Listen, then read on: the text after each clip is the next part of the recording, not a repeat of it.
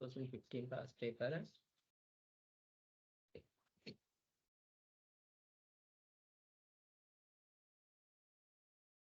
2015 பேப்பர்லேயும் வந்து மோஸ்ட்லி நான் கொஸ்டின் 1 வந்து ஆல்ரெடி கேட் எக்ஸாம் டைமில் வந்து டிஸ்கஷன் பண்ண விஷயம் தான்.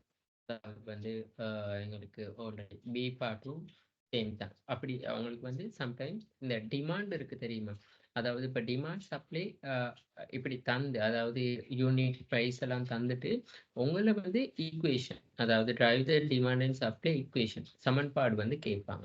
ஸோ நீங்கள் தான் அதுக்கான சமன்பாடை வந்து கிரியேட் பண்ணி ஈக்குவிலிபிரியம் எல்லாம் காணணும். சரியா, சம்டைம்ஸ் இப்படியும் கொஸ்டின்ஸ் வரும். இது 2015 வந்து நாங்கள் ஆல்ரெடி டிஸ்கஷன் பண்ண விஷயம். அதே மாதிரி கொஸ்டின் ஆல்ரெடி டிஸ்கஷன் பார்த்தோம். சரியா, ஸோ நான் காட்டுறவங்களுக்கு okay.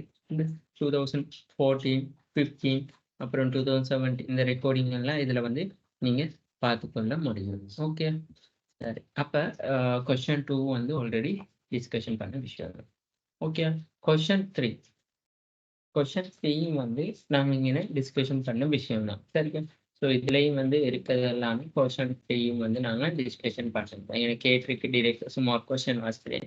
From the one industry to another the actual period time encompassing the long run likely to vary. Do you agree? Explain using example. அதாவது என்ன சொல்கிறாங்க, ஒரு இண்டஸ்ட்ரியிலேருந்து இன்னொரு இண்டஸ்ட்ரிக்கு வந்து நாங்கள் போகிறதுக்கு வந்து எங்களுக்கு ஒரு லாங் டைம் பீரியட் ஒன்று தேவைன்னு சொல்கிறாங்க.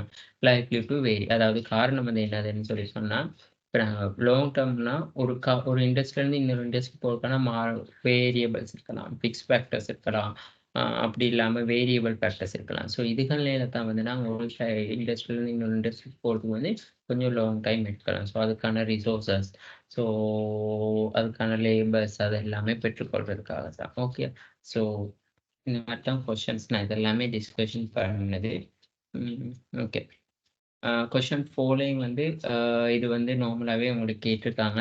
Working profit of economics to include cost could be the எக்ஸ்க்ளூடட்னு கான்டெக்ட். சரியா, உங்களுக்கு இந்த எம்சிக்யூவில் வந்து கொஷின் தான் இங்கே டிரெக்டாகவும் கேட்டிருக்காங்க.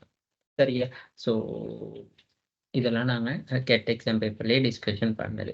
அடுத்தது வந்து பாருங்கள், what are the practical reason U shape. அதாவது வந்து நாங்கள் சொன்னோம், அதாவது லாங் ரன் எவரேஜில் வந்து யூ ஷேப்பாக வரும். அதுக்கான காரணங்கள் தான் என்னது, அதிகரிக்கும் அளவு திட்டம், மாற அளவு திட்டம், அடுத்தது வந்து குறைந்து செல்லும் அளவு திட்டம் விளைவிதுன்னு சொல்லி நான் ரெக்கார்டிங்கில் போட்டேன். சரியா, ஸோ அதுக்காக வந்து நீங்கள் ரெக்கார்டிங் நார்மலாக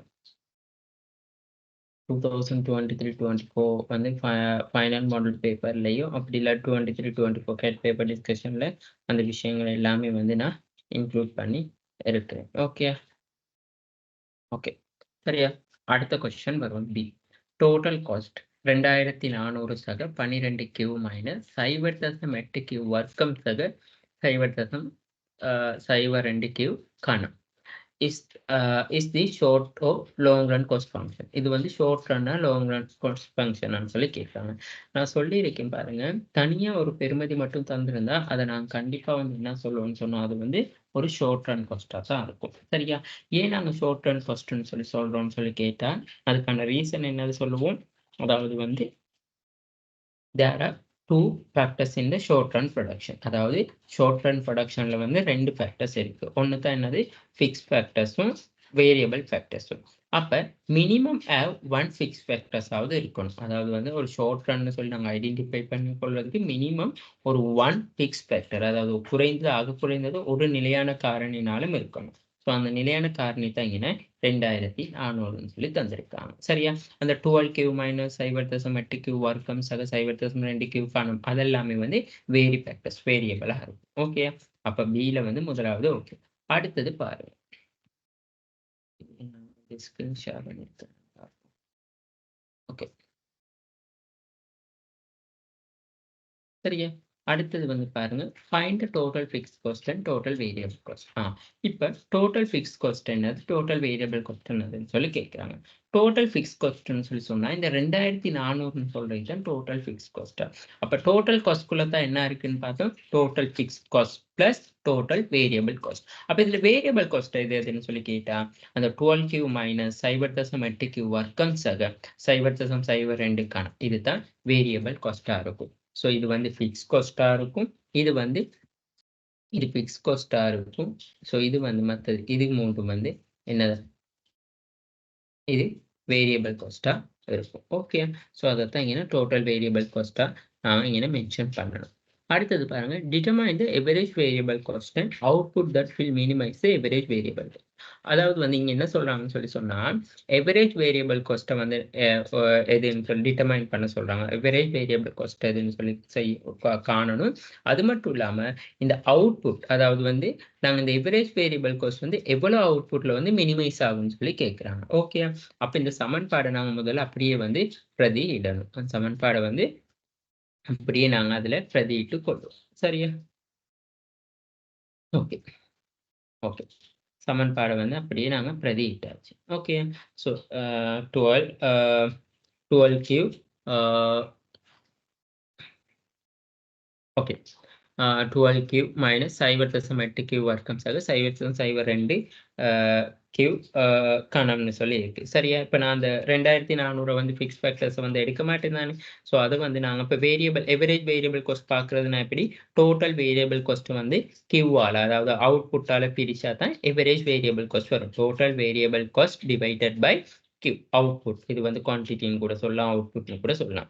அப்ப பாருங்க, இந்த 12Qவும் வந்து வெட்டுப்பட்டா 12 மைனஸ் 0.8Q வர்க்கத்துல இருந்து Q வெட்டுப்பட்டா அப்ப 0.8. இது 0.02 கணம். அப்ப கணத்துல அப்ப இங்க வந்து Q1 வெட்டுப்பட்டோன்னு Q 0.2 Q வர்க்கம். அப்ப இதுதான் புதுசா உருவாக்கப்பட்ட சமன்பாடு. 12 மைனஸ்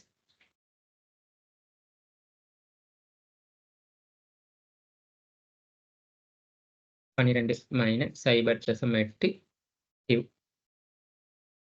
சக 0.02 Q வர்க்கமா இருக்கும். சரியா? சரி. இப்ப இதை வச்சு கொண்டுதான் இதை வந்து நாங்க என்ன செய்யணும்னு சொல்லி சொன்னா, இப்ப நாங்க இதுல வந்து பிரதி செய்யணும். அப்ப பிரதி செய்யக்குள்ள வந்து இங்க வந்து மைனஸ் 0.8Q. இந்த இப்ப இங்க வந்து நாங்க என்ன செய்யணும்னா மைனஸ் 0.8 Q, Qல வந்து Q பிளஸ். சரியா? இப்ப 0.02 வர்க்கம் எவ்வளவு? 0.04 Q வர்க்கம். 0.04 Q. சரியா? Q வர்க்கமா இருக்கும். ஓகே. சரியா? இப்ப அடுத்து நாங்க என்ன செய்வோம்னு சொன்னா, இப்ப நாங்க சொன்னோம் தானே, அதாவது வந்து நாங்க சொன்னோம் இந்த 0.8Q பிளஸ் 0.04Q கணத்துல வந்து நாங்க பார்த்தோம். வகையீடு தொகையீடு செய்யணும். இப்ப வந்து நாங்க தொகையீடு செய்யக்குள்ள 0.8 இந்த Qக்கு வந்து எனக்கு ஒரு பெறுமதி இருக்கும்னு சொல்லி சொன்னோம். அப்போ 1 மைனஸ் 1. சரியா? பிளஸ் 0.04. சரியா? 0.04 Q இது 2 மைனஸ் 1ன்னு சொல்லி இருக்கும். சரியா? இப்ப மைனஸ் 0.8 இந்த 0 மைனஸ் 0.8 பிளஸ் 1ல 1 போனா 0 தானே. அப்ப இங்க Q இருக்காது. இங்க 0.04 2ல 1 போனா 1. அப்ப இங்க Q இருக்கு. அப்ப 0.8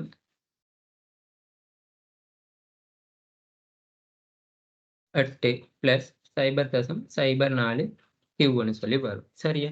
0.04 Qன்னு சொல்லி வரும்.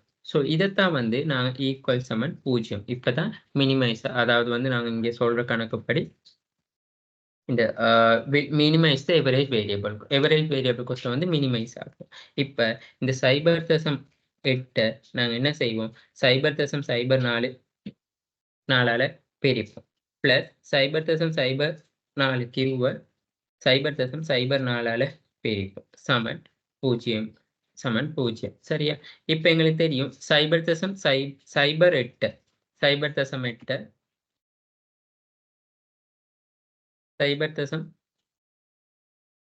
சைபர் 4ஆல பிரிச்சா 20. ஓகே. 20 சமன். சரியா? இந்த 0.4 கியூல இருந்து 4 வெட்டுப்பட்டோன கியூ மட்டும் வரும். அப்ப கியூ சமன் எவ்வளோ? 20. அப்ப குவான்டிட்டி வந்து எவ்வளவா இருக்கும்? 20ஆ இருக்கும். இந்த குவான்டிட்டி 20ல தான் வந்து என்ன நடக்கும்னு சொல்லி சொன்னா 20 குவான்டிட்டில தான் வந்து என்ன நடக்கும்னா, எவரேஜ் வேரியபிள் காஸ்ட் வந்து அதாவது எவரேஜ் வேரியபிள் காஸ்ட் வந்து மினிமைஸ் ஆகும்னு சொல்லி சொல்றாங்க. அடுத்தது வந்து marginal cost and output will minimise the marginal cost. இப்போ வந்து பாருங்க, இப்போ மார்ஜினல் காஸ்ட் பார்க்கணும். அப்போ மார்ஜினல் காஸ்ட் பார்க்கணும்னா இப்போ இது எவரேஜ் வேரியபிள் காஸ்ட் வந்து நீங்க இப்படி காட்டினா ஓகே. சரியா? அடுத்தது வந்து marginal variable cost. Marginal variable cost வந்து நாங்க எப்படி பார்க்கறதுன்னு சொன்னா delta marginal cost. Sorry, marginal cost ആണ് டெல்டா டிசி இன் கீழ் டெல்டா கியூ. அப்ப எங்களுக்கு தெரியும் 12 கியூ 0. ஓகே ஓகே நான் அதை முதல்ல கணக்குல 12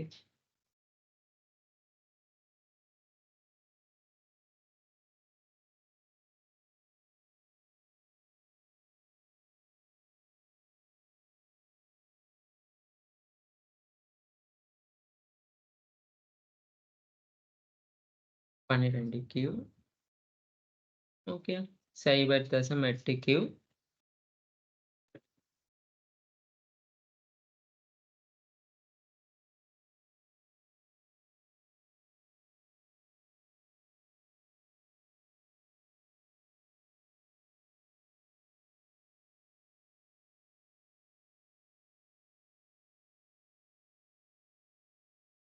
12 கியூ மைனஸ் 0.8 கியூ வர்க்கம் 0.02 கியூ கணம்னு சொல்லி இருக்கு. அப்ப 8 கியூ வர்க்கம் பிளஸ் 0.02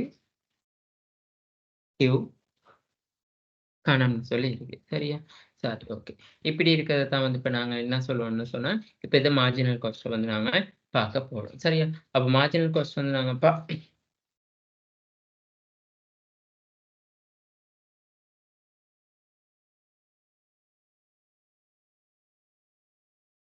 ஓகே.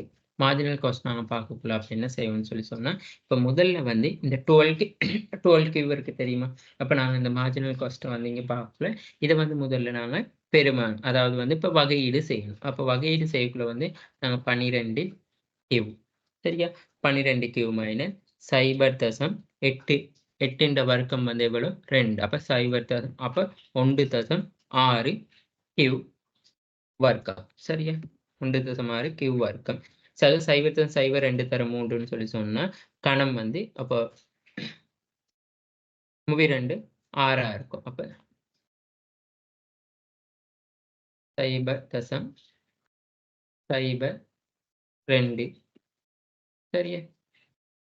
அப்ப 0.06 0.06 கியூ கணமா இருக்கும். சரியா?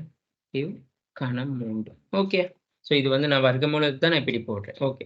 சரி. இப்படி போட்டோன்னே, இப்ப நாங்க என்ன செய்யணும்னு சொல்லி சொன்னா, இத வந்து நாங்க அதாவது வந்து இப்ப டெல்டா டிசியின் கீழ் டெல்டா கியூன்னு சொல்லி நாங்க கணக்கு எடுக்கணும். அப்ப டெல்டா டிசியின் கீழ் டெல்டா கியூன்னு சொல்லி சொல்லக்குள்ள வந்து இப்ப இந்த 12 கியூ மைனஸ் 1.6 கியூ இது இருக்கு தெரியுமா?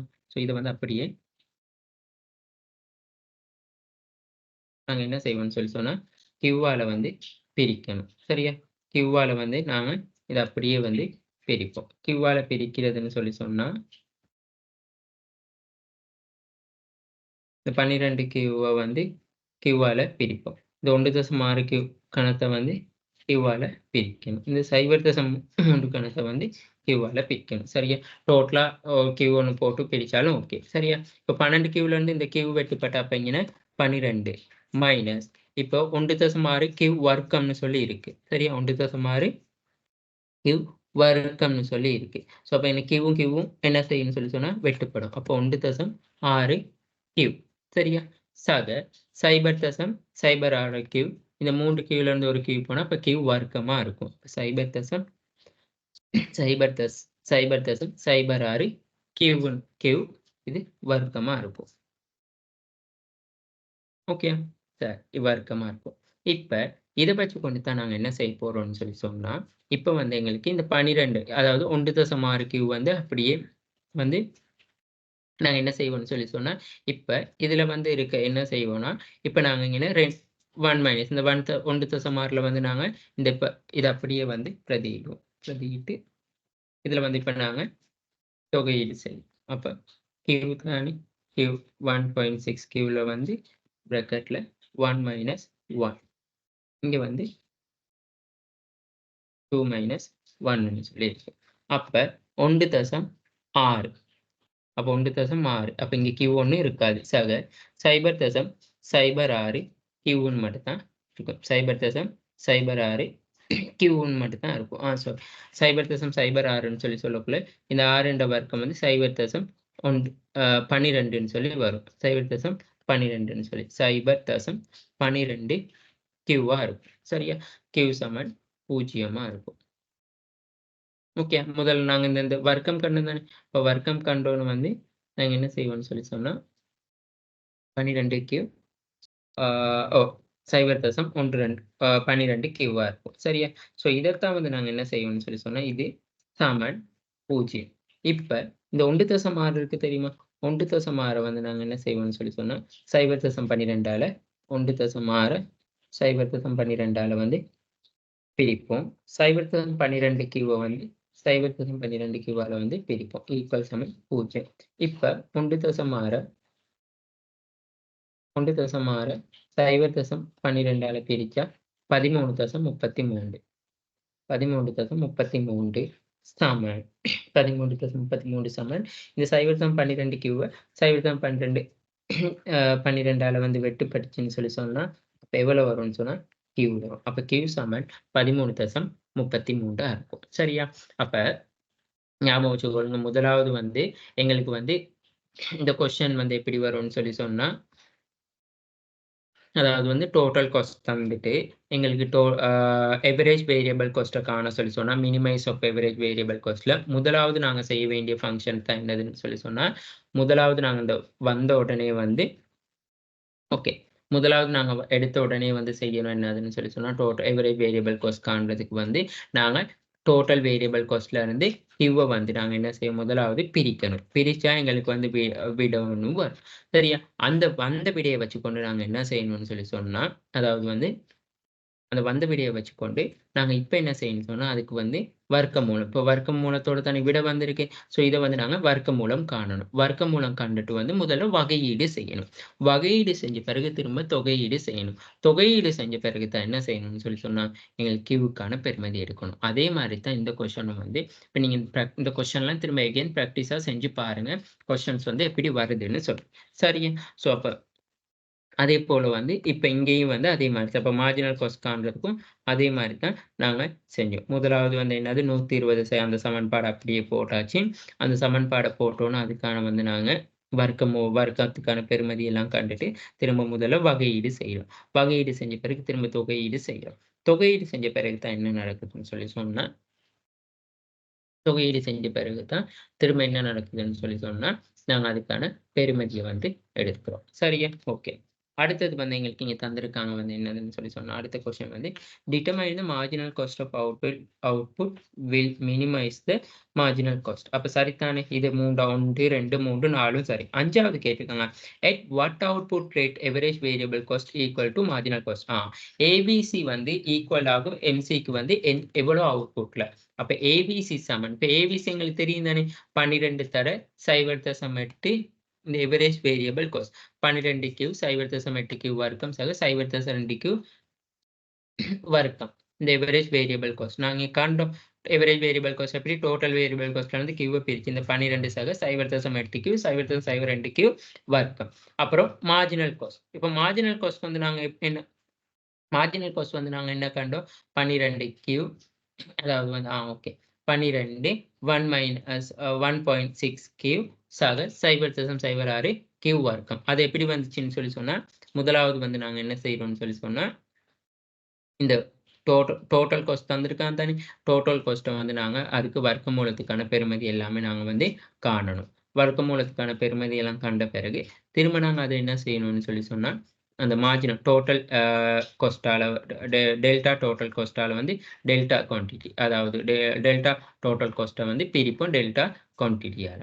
அப்போ டெல்டா டோட்டல் காஸ்ட் டெல்டா குவான்டிட்டியால் பிரிக்கக்குள்ள தான் எங்களுக்கு வரும் விட என்ன 12 மைனஸ் 1.6 கியூஸாக 0.6 வர்க்கம்னு சொல்லி வரும். ஓகே சரி, இப்போ இந்த 12 என்ன நடக்கும், வெட்டுப்படும். வெட்டுப்பட்ட உடனே வந்து இந்த மைனஸ் 1.6 கியூ வந்து இங்கிட்டு வரக்குள்ள பிளஸ் ஆகும். எகெயின் இந்த 0.8 கியூ இங்கே மைனஸ் பண்ணி போகும். சமன் இந்த 0.6 கியூ வர்க்கம் மைனஸ் 0.02 கியூ வர்க்கம் 2 இங்கே பிளஸ் இருக்குது, இங்கிட்டு போக்குள்ள மைனஸ் ஆகும். இப்போ இந்த 1.6ல 0.8 கழிச்சா எங்களுக்கு 0.8ன்னு சொல்லி வரும். அதே போல 0.06ல வந்து 0.02ன்னு போடக்குள்ள 0.04 கியூ வர்க்கமா இருக்கும். சரியா? அப்ப கியூ வர்க்கம் வந்த உடனே நாங்க என்ன செய்வோம்னு சொன்னா, இந்த 0.04 இந்த கியூ வர்க்கத்தை இல்லாமக்க கியூ தர கியூன்னு சொல்லி நாங்க விரித்து எழுதணும். சரியா?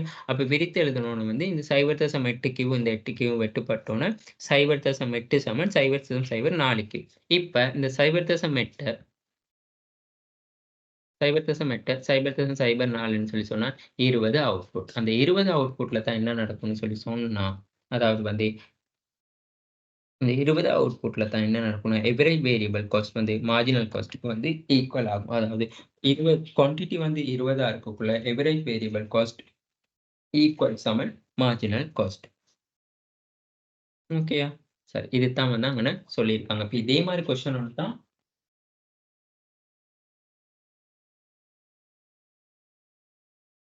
நாங்கள் 2015ல வந்து பார்த்தோம்.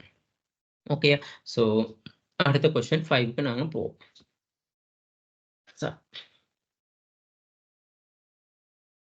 ஓகே, question 5 பாருங்க. Explain whether you agree or disagree with the following statement. Use the illustration, explain your answer.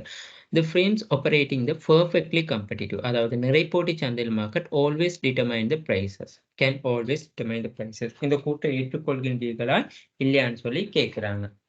அதாவது என்ன சொல்றாங்க, நிறைபோட்டி சந்தை வந்து எந்த நேரமும் வந்து பிரைஸை வந்து, அதாவது விலையை வந்து தான் தங்கி இருக்கும்னு சொல்லி சொன்னா டிஸ்அக்ரி. நாங்க சொல்லியிருக்கோம் நிறைபோட்டி சந்தை வந்து என்ன சொல்லுதுன்னு சொன்னா, they cannot increase or decrease price because there are many buyers and sellers in the market with homogeneous product and they are a price taker, and also they have to the infinity elastic demand curve சொல்லி சொல்லணும். infinity elastic demand கர்வ்னு சொல்லி நாங்க சொல்லுவோம். சரி, அதாவது perfectly இங்க வந்து என்ன நடக்குதுன்னு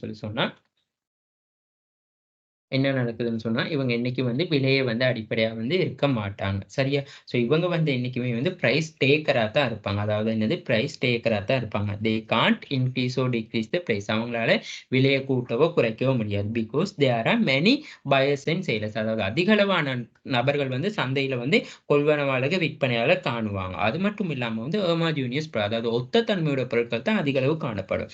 அப்ப product and they are a price taker. அவங்க வந்து price taker and also they have to அவங்களோட எலாஸ்டிசிட்டி, அதாவது வந்து இப்போ அவங்களோட வந்து பூரண நெகிழ்வுடையதா இருக்கும். அதாவது வந்து நாங்கள் அதை படிச்சிருப்போம் வந்து என்னதுன்னு சொன்னா பெர்ஃபெக்ட்லி எலாஸ்டிக் ஆஃப் டிமாண்ட் கர்வா தான் அவங்கள்ட இருக்கும். பெர்ஃபெக்ட்லி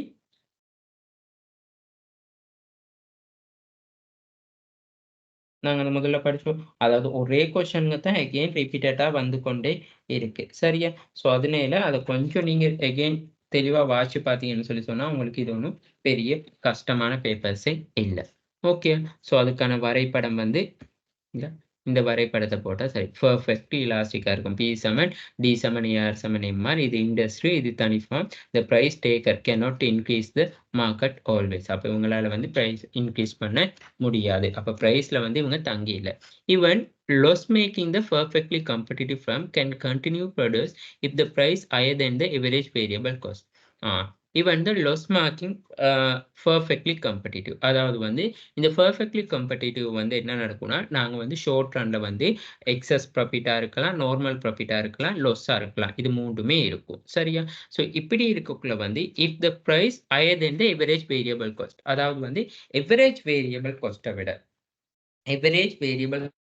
விட பிரைஸ் வந்து கூடுதலா இருந்தா இந்த நிறுவனம் வந்து என்ன நடக்கும்னு சொல்லி சொன்னா லொஸ் ஆகுமா இல்லையான்னு சொல்லி கேட்குறாங்க. நாங்க சொல்லி இருக்கிறோம். அதாவது higher than the average variable cost. அதாவது வந்து price is higher than the average variable cost. Okay. இங்க பாருங்க. ஓகே. அப்ப நாங்க என்ன சொல்லியிருக்கோம்? Yes, agree. காரணம் என்னதுன்னு சொல்லி சொன்னா, இந்த எவரேஜ் வேரியபிள் அதாவது வந்து the even the loss making the perfectly computed can continue to the produce. அதாவது வந்து ஒரு அதாவது வந்து இந்த லொஸ்ல இருந்து மீள்றதுக்காக வந்து நிறுவனம் தொடர்ந்து கன்டினியூஸா இயங்கணும்னு சொல்லி சொன்னா, என்ன நடக்கணும்னு சொல்லி சொன்னா, அந்த எவரேஜ் வேரியபிள் காஸ்ட் அதாவது மாறும் காரணிகள வந்து அந்த குறித்த விலைய விட நிறுவனத்தின் அந்த பொருளோட விலைய விட மாறும் காரணிகளை ஈடு செய்றதுக்கு அதுன்ட்ட மாறும் காரணிகளை ஈடு செய்றதுக்கான பிரைஸ் வந்து காணப்படுகின்ற சந்தர்ப்பத்தில வந்து நிறுவனம் வந்து கன்டினியூஸா இயங்கும்னு சொல்லி சொல்றாங்க. அதுதான் அந்த பிரைஸ விட வந்து அந்த எவரேஜ் வேரியபிள் காஸ்ட் அதாவது வந்து இங்க நிறுவனம் வந்து தொடர்ச்சியா இயங்குறதா? அப்படி இல்லாட்டி நிறுவனம் அதாவது வந்து என்ன சொல்றது? நாங்க நிறுவனம் வந்து அ என்ன சொல்றது? தொழில விட்டு போறதான்னு சொல்லி தீர்மானிக்கிறது வந்து என்னதுன்னு சொல்லி சொன்னா, எவரேஜ் வேரியபிள் காஸ்ட்ட விட. அதாவது வந்து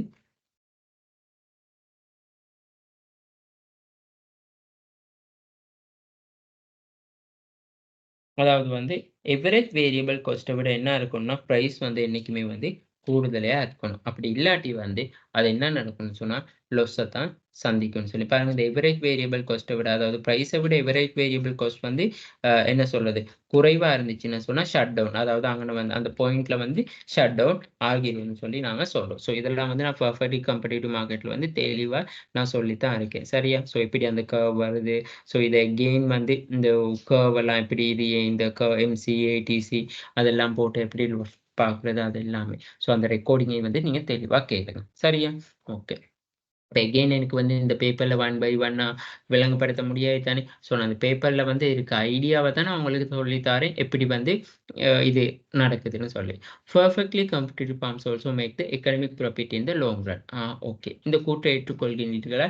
எஸ் அக்ரீட். அதாவது வந்து நீண்ட காலத்துக்கு வந்து கண்டிப்பா வந்து எக்கனாமிக் ப்ராஃபிட் அதாவது வந்து நாங்க என்ன சொல்லுவோம்னு சொல்லி சொன்னா, நீண்ட காலத்துல வந்து கண்டிப்பா இந்த நிறுவனம் வந்து அ அதாவது வந்து ப்ராஃபிட்ட வந்து ஏர்ன் பண்ணி கொள்ளும்னு சொல்லி சொல்றோம். அதாவது எக்கனாமிக் ப்ராஃபிட்ன்னு சொல்லி சொன்னா, நாங்க என்ன சொல்றோம் டோட்டல் ரெவென்யூல இருந்து டோட்டல் காஸ்ட்ட வந்து கழிக்கிறத தான் வந்து ஆ என்ன சொல்றது? நார்மல் ப்ராஃபிட் அதாவது வந்து சாதாரண லாபத்த உழைக்கிறதுன்னு சொல்லி சொல்றோம். அதாவது வந்து இங்க வந்து இந்த கர்வ எடுத்துக்கொண்டீங்கன்னு சொல்லி சொன்னா, நான் உங்களுக்கு கர்வ் வரைஞ்சு காட்டுறேன்.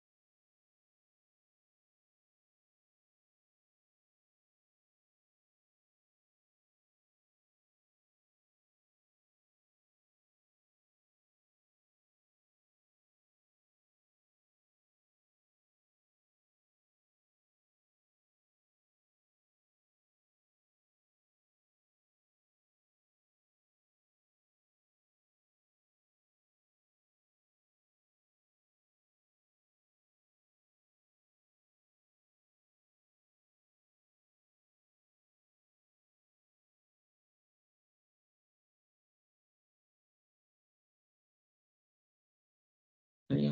ஸோ இதெல்லாம் வந்து நான் ஆல்ரெடி இந்த நேரமா அடிக்கடி போடுற விஷயங்கள் தான். ஓகே. ஸோ உங்களுக்கு வந்து இங்க இது வந்து சரியா? ஸோ இப்படி இருக்கக்குள்ள உங்களுக்கு தெரியும். இங்க வந்து பாருங்க. இந்த இந்த எம்சி இருக்கு தெரியுமா? அதாவது வந்து இந்த எம்சி வந்து என்ன நடக்குதுன்னு சொல்லி சொன்னா, கீழ இருந்து மேல் நோக்கி வெட்டி செல்லுது. நான் சொல்லியிருக்கேன், இது ஏன் கீழ இருந்து மேல் நோக்கி வெட்டி செல்லணும்?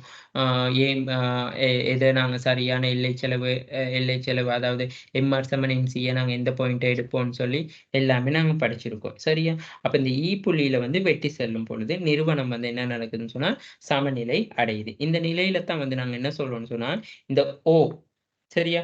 இந்த ஓல இருந்து கியூ அளவு அதுதான் வந்து என்னதுன்னு சொல்லி சொன்னா, நிறுவனம் உற்பத்தி செய்யும். அப்போ ஒரு அலகுக்கான சராசரி வருமானம் வந்து எவ்வளோன்னா, எவரேஜ் ரெவென்யூ வந்து எவ்வளோன்னு சொல்லி சொன்னா, இந்த ஓல இருந்து பி. சரியா? அப்ப நிறுவனத்தின் மொத்த வருமானம் எவ்வளோன்னு சொல்லி சொன்னா, இந்த ஓ, பி, இ, கியூ. இதுதான் நிறுவனத்தின் மொத்த வருமானம். அப்போ ஒரு அலகுக்கான சராசரி செலவு எவ்வளோன்னு சொல்லி பார்த்தீங்கன்னு சொல்லி சொன்னா, இந்த ஓபி. அதாவது வந்து இந்த சராசரி செலவு எவ்வளோன்னு சொல்லி பார்த்தீங்கன்னா, ஓபியா இருக்கும். அப்ப நிறுவனத்தின் மொத்த செலவு வந்து எவ்வளோன்னு சொல்லி சொன்னா, இந்த சராசரி செலவு ஓபின்னு சொன்னா, அப்ப நிறுவனத்தின் மொத்த செலவு வந்து OPEQஆ இருக்கும். அப்ப நிறுவனத்தின் மொத்த வருமானமும் மொத்த செலவுக்கு சமனாக காணப்படுறதால, இது வந்து என்ன சொல்றதுன்னு சொன்னா, சாதாரண லாபம். இதத்தான் வந்து நாங்க நார்மல் ப்ராஃபிட்ன்னு சொல்லி சொல்லுவோம். இந்த நார்மல் ப்ராஃபிட் வந்து ஷார்ட் ரன்லயும் இருந்தாலுமே வந்து ஆனா நிறுவனம் வந்து நீண்ட காலத்துல லாங் ரன் ஈக்விலிபிரிமியத்திலயும் வந்து இந்த ஷார்ட் ரன் அதாவது வந்து இந்த நார்மல் ப்ராஃபிட்ட மட்டும் தான் வந்து இந்த லாங் ரன்லயும் வந்து ஏர்ன் பண்ணும்னு சொல்லி நாங்க சொல்றோம். சரியா? ஸோ அதுதான் அங்க வந்து சொல்லியிருக்கிற விஷயம். அடுத்தது வந்து பாருங்க, under the monopoly society getting the lower output of paying the higher price than when compared to the perfect competition. அதாவது வந்து மனோபலி மார்க்கெட் என்ன செய்யுது? Society is getting the lower output. அதாவது வந்து குறைந்த வெளியீடு மற்றும் பேயிங் த ஹையர் பிரைஸ். அதாவது கூடிய அளவு விலையில வந்து குறைந்த வெளியீடு வந்து விலையில when compared to the perfect competition. நிறைபோட்டி சந்தையோட ஒப்பிடக்குள்ள. சரியா? அப்ப இந்த கூற்ற வந்து ஏற்றுக்கொள்றாங்களா, ஏற்றுக்கொள்ளலையான்னு சொல்லி கேட்கிறாங்க. சரியா? அப்ப 1 மினிட்.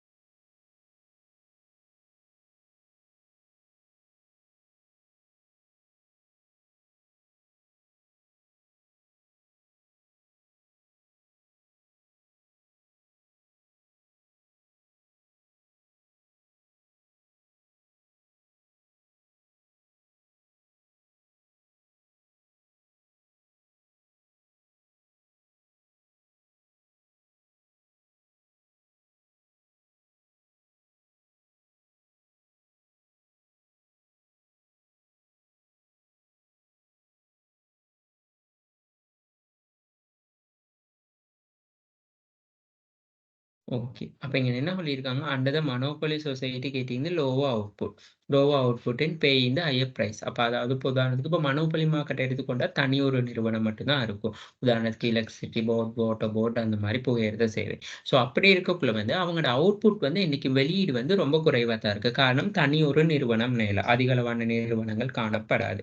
அப்ப அவுட்புட் வந்து குறைவா தான் இருக்கும். ஆனா அந்த பேயிங் த ஹையர் பிரைஸ் அதுக்கான விலை வந்து எவ்வளவா இருக்கும்? உயர்ந்த அளவுல இருக்கும். கரண்ட் பில் எடுத்துக்கொண்டாலும், வாட்டர் பில் எடுத்துக்கொண்டாலும், புகையிரத கட்டண சேவை எடுத்துக்கொண்டாலும், அவங்களுக்கான டிமாண்ட் வந்து கூடுதலா இருக்கும். சரியா? Then compare to the perfect comparison. அதாவது வந்து பெர்ஃபெக்ட் கம்பேரிசன் சொல்லி சொன்னா என்னது? நிறைபோட்டி நிறுவனம். நிறைபோட்டி நிறுவனம்ல பல நிறுவனங்கள் காணப்படும். அப்ப அங்க அவுட்புட் வந்து கூடுதலா இருக்கும்.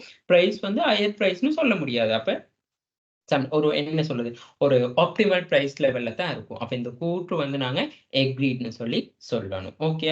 அப்ப எக்ரீட்னு சொல்லிட்டு வந்து இதுக்கான வரைபடம் வரையணும் தானே. சோ இதுக்கான வரைபடம் வந்து ஓகே. 4வது தானே.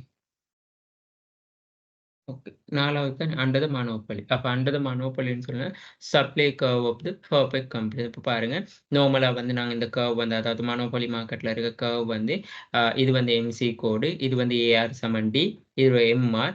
ஸோ அதாவது வந்து நாங்க எம்சி கோடுன்னு சொல்லக்குள்ள வந்து இங்க சொல்றது வந்து டெட் வெயிட் லாஸ்ன்னு சொல்லி இந்த இந்த முக்கோண பகுதியை சரியா.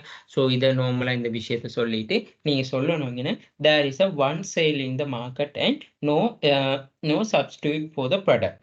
So that are higher price into the market and output is very low. When comparing to the perfect competitive market, there are many sellers. So output is high in, but monopoly market, so output is lower than compared to the perfect competitive market னு சொல்லி சொன்னா okay சரியா. So அதுக்கான கொஸ்டினுக்கான answer அதுதான்.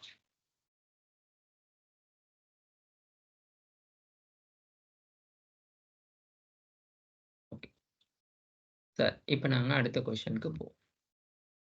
சரி அடுத்த question என்ன சொல்லியிருக்கான்னு சொல்லி சொன்னா அதாவது வந்து okay question number 6 the frame operating of the monopolistically competitive market அதாவது என்ன தனியுரிமை போட்டிச் சந்தை market as following the short run demand cost equation Q சமன் 240 மைனஸ் 5P T C சமன் 280 சக 8Q ன்னு சொல்லி இருக்கிறாங்க. 240 5P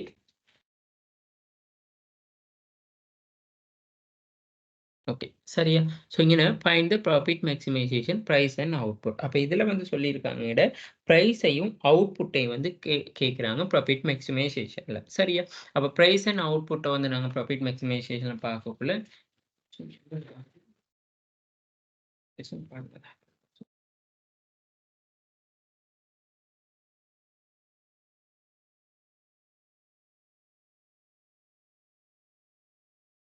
சரியா. ஸோ இது வந்து எப்படி ஓகே. ஸோ இப்போ இருக்கக்குள்ள வந்து நாங்கள் என்ன செய்யணும்னு சொல்லி சொன்னால் ஃபைண்ட் த ப்ராஃபிட் மேக்ஸிமைசிங் வந்து ப்ரைஸ் அண்ட் அவுட்புட் சரியா. இந்த கொஷனுக்கு வந்து பாருங்க ஒரு கொஷன் உங்களுக்கு வரும். இது எப்படின்னு சொல்லி சொன்னால் டோட்டல் காஸ்ட்டை தந்து அதில் மேக்ஸிமைசேஷன் செய்யக்குள்ள வந்து எப்படி எவரேஜ் வேரியபிள் காஸ்ட்டோ மார்ஜினல் காஸ்ட்டோ அந்த மாதிரியான விஷயங்கள் எல்லாம் காண வரும் சரியா. இன்னொரு கொஸ்டின் எப்படி வரும்னு சொல்லி சொன்னா அதாவது வந்து ஏதாவது ஒரு மார்க்கெட்டை தந்து அந்த மார்க்கெட்ல வந்து டோட்டல் காஸ்ட்டோ அப்படி இல்லாட்டி டிமாண்டோ சப்ளையை தந்து அதுல வந்து உங்களுக்கான வந்து ப்ராஃபிட் மேக்ஸிமைசேஷனை பார்க்கறதோ அவுட்புட் எவ்வளோ இருக்கணும் ப்ரைஸ் என்ன மாதிரி இருக்கணும்னு சொல்லி கேட்டு வரும். ஸோ இந்த கொஸ்டின் வந்து 2 தான். அப்போ நாங்கள் 2014 பேப்பர் வந்து நாங்கள் கம்பேர் பண்ணக்குள்ள வந்து எங்களுக்கு பாருங்க ஒரு டோட்டல் கொஸ்டின் 4ல் பியில் வந்து தந்திருப்பாங்க. டோட்டல் காஸ்ட் ஃபங்க்ஷன் ஒன்று தந்து அதில் எவரேஜ் காஸ்ட் மார்ஜினல் காஸ்ட்டும் அவுட்புட் எவரேஜ் காஸ்ட்டை தர சொல்லி இன்னொரு இடத்துல வந்து பர்ஃபெக்ட் காம்படிட்டிவ் மார்க்கெட்டை வந்து டிமாண்ட் கர்வும் சப்ளை கர்வையும் தந்து அதாவது டோட்டல் காஸ்ட் ஃபங்க்ஷனை தந்து எங்களுக்கு வந்து கொஸ்டினை கேட்பாங்க சரியா. அப்படி இல்லை அந்த மாதிரி அப்போ அதே மாதிரி அப்படி இல்லாட்டி அந்த ஏதாவது இன்னொரு இண்டஸ்ட்ரியை தாண்டி அதில் வந்து எங்களுக்கு வந்து revenue average revenue marginal revenue equation பார்க்குறது profit maximisation calculate the profit or லாஸ்ன்னு சொல்லி பார்க்குறது எல்லாமே தருவாங்க சரியா. ஸோ இதே மாதிரி தான் இந்த கொஸ்டினும் இருக்குது. அப்போ பாருங்க இப்படி எங்களுக்கு தரக்குள்ள வந்து பாருங்க இந்த டிசி சமன் 280 சக 8Q Q சமன் 240 minus 5P find the profit maximising price and output. அப்போ எங்களுக்கு தெரியும் முதலாவது வந்து ப்ராஃபிட் மேக்ஸிமைசே ப்ரைஸ் அண்ட் அவுட்புட்டை காண்றதுக்கு வந்து நாங்கள் என்ன செய்யணும்னு சொல்லி சொன்னால் எங்களுக்கு வந்து Q தந்திருக்காங்க 240 சய 5Pன்னு சொல்லி தந்திருக்காங்க. இப்போ 240 சய 5Pன்னு சொல்லி சொன்னால் முதலாவது வந்து நாங்கள் இதுண்ட விலைக்கான சமன்பாடு எடுத்துக்கொள்ளணும். விலைக்கான சமன்பாடை நாங்கள் எடுக்கிறதுன்னு சொல்லி சொன்னால் இந்த கொஸ்டினும் நாங்கள் ஆல்ரெடி டிஸ்கஷன் பண்ணது தான். QD சமன் 240 சய 5P. இப்போ என்ன செய்வோம்னு சொல்லி சொன்னால் இந்த QD சமன் அதாவது Qவை வந்து நாங்கள் தனியாக ஆக்கிட்டு இந்த 5P சமன் 240. அப்போ P சமன் இந்த 240 5ஆல பிரிச்சா 48. இந்த நான் Qவுக்கு வந்து சொன்னால் இன்னைக்குமே ஒரு பெருமதி இருக்குன்னு சொல்லி 1 5ஆல பிரிச்சா 0.2K. அப்போ பிரைஸ் வந்து இங்க எப்படி இருக்கும்னு பிரைஸ்க்கான சமன்பாடு என்ன 48.02Q சார் இத அப்படியே நாங்க ஒரு பக்கம் வச்சுக்கொள்ளணும். சரியா? இத வச்சுக்கொண்டு இப்ப எங்களுக்கு வந்து என்ன தேவைன்னு சொல்லி சொன்னா, டோட்டல் ரெவென்யூ தேவை. டோட்டல் ரெவென்யூ நாங்க எப்படி பார்ப்போம்? P தர Q. அப்ப P எங்களுக்கு எவ்வளோ? 48/0.2 சரியா? அப்ப Q வந்து 2Q. எங்களுக்கு Qவுக்கான பெறுமதி தெரியாது. அப்ப நாங்க என்ன செய்யணும்? இந்த 48 - 0.2Qவ Qவால பெருக்கணும். அப்ப 48Q / 0.2Q வர்க்கம். அப்ப இதுதான் TRன்னு சொல்லி நாங்க கண்டாச்சு. சரியா? இதுதான் எங்களுக்கு அப்ப TR சரியா? அப்ப TR கண்டாச்சு 48 Q - 0.2Q வர்க்கம்னு சொல்லி தந்தாச்சு. இப்ப வந்து நாங்க பார்க்கணும் என்னதுன்னு சொல்லி சொன்னா, மார்ஜினல் ரெவென்யூ வந்து பார்க்கணும். இப்ப என்ன பார்க்கணும் எங்களுக்கு வந்து மார்ஜினல் ரெவென்யூ வந்து பார்க்கணும். சரியா? ஸோ எங்களுக்கு வந்து இங்க கேட்டிருக்காங்க வந்து என்னதுன்னு சொல்லி சொன்னா, find the profit maximisation price and அவுட்புட்ன்னு சொல்லி கேட்டிருக்காங்க. அப்ப பிரைஸ் அண்ட் அவுட்புட்ட பார்க்கிறதுக்கு முதல்ல வந்து நாங்க என்ன செய்யணும் அப்படின்னா, அப்ப அடுத்த விஷயம் வந்து என்னதுன்னு சொல்லி சொன்னா, மார்ஜினல் ரெவென்யூ பார்க்கணும். அப்ப மார்ஜினல் ரெவென்யூ வந்து பார்க்கிறது எப்படின்னு சொல்லி சொன்னா, இந்த டி டோ மார்ஜினல் ரெவென்யூ அதாவது வந்து இந்த டெல்டா டிஆர் இன் கீழ் டெல்டா கியூ. அப்ப டெல்டா டிஆர் எங்களுக்கு அதாவது வந்து 48/0.2 கியூன்ற வர்க்கம் வந்து எப்படி இருக்கும்? 0.2 தர 2 0.4 சரியா? அப்ப இந்த கணக்கு எப்படி வந்துச்சுன்னு சொல்லி சொன்னா எங்களுக்கு, இந்த கீழ அதுக்கான செய்கை வழியே இருக்கு.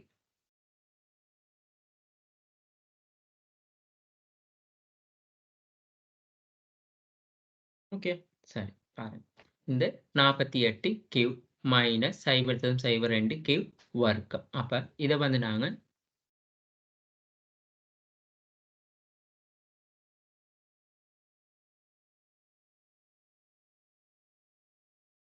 ஓகே. 48 மைனஸ் 0.02 கியூ வர்க்கம். இப்படித்தானே இருக்கு. சாரி 48 மைனஸ் 0.02னா 0.4 இது 48 கியூ தானே. முதல்ல 48 கியூவ போட்டுக்கொள்வோமே நாங்க. 48 கியூ. இப்ப இத வந்து நாங்க என்ன செய்யணும்? வகையீடு தொகையீடு செய்வோம். 0.2 தர 2 கியூ வர்க்கம்னா 0.4 கியூ வர்க்கம்னு சொல்லி வரும். சரியா? இப்ப வர்க்கம் சொல்லி வந்தோனே, இத வந்து நாங்க என்ன செய்யணும்னு சொல்லி சொன்னா முதல்ல வந்து, இப்ப வகையீடு செய்யணும். சரியா? அப்ப 48 கியூவ வந்து 48 கியூவ வந்து நாங்க கியூவால பிரிப்போம். பிளஸ் 0.4 கியூ